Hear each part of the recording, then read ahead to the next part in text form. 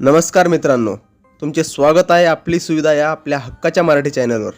तर आज आपण हे जाणून घेणार आहोत की एका कुटुंबातील किती महिलांना लाडकी बहीण योजनेचा लाभ घेता येणार आहे।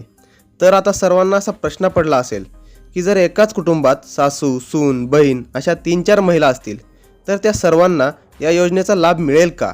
एकाच कुटुंबातील एकाहून जास्त महिला असतील तर सर्वांना अर्ज करता येईल का? जर सासू व सून दोघींचे वय 65 वर्षांपेक्षा कमी असेल तर दोघींनाही लाभ घेता येईल का? अशा सर्व प्रश्नांची उत्तरे आज आपण या व्हिडिओमधून जाणून घेणार आहोत।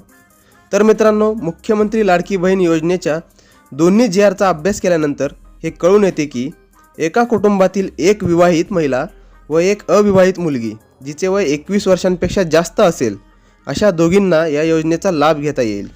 तर मित्रांनो, दोन्ही GRमध्ये कुटुंबाची व्याख्या ही दिलेली नाही, तर आपण राशन कार्डावरील कुटुंब ग्राह्य धरल्यास त्या कुटुंबातील अशा 2 महिला ज्यांचे वय 21 ते 65 वर्षांमध्ये आहे त्यांनाच या योजनेचा लाभ घेता येईल। आता तुम्हाला असा प्रश्न पडला असेल की जर एकाच कुटुंबातील राशन कार्डावर एकापेक्षा जास्त सुना किंवा मुलींचे नाव असेल तर अशा परिस्थितीत काय करावे? तर मित्रांनो, GRमध्ये असे कुठेही नमूद करण्यात आलेले नाही की राशन कार्डावरील कुटुंब ग्राह्य धरण्यात येईल, त्यामुळे सर्वच महिला अर्ज करू शकतात। पण जर राशन कार्डावरीलच कुटुंब ग्राह्य धरण्यात आले तर काय करावे असा प्रश्न आता पडतो। तर मित्रांनो, GRनुसार अर्ज करण्याची शेवटची तारीख ही 30 ऑगस्ट आहे। तोपर्यंत तुम्ही राशन कार्ड विभक्त करून त्यानंतर तुम्ही अर्ज भरू शकता।